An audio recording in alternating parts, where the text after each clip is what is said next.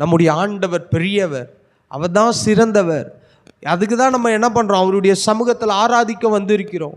இனி தீமை இல்லை, இனி பிரச்சனை இல்லை அப்படின்னா என்ன அர்த்தம்?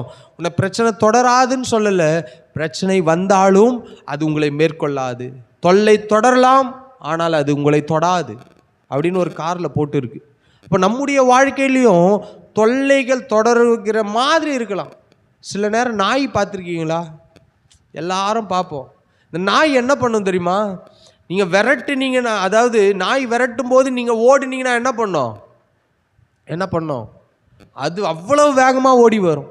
ஆனால் திரும்பி நின்றுங்க, எவ்வளவு வேகமாக வந்ததோ அந்த அளவுக்கு அது பிரேக்கு போட்டு அந்த அளவுக்கு பின்னாடி போகும்.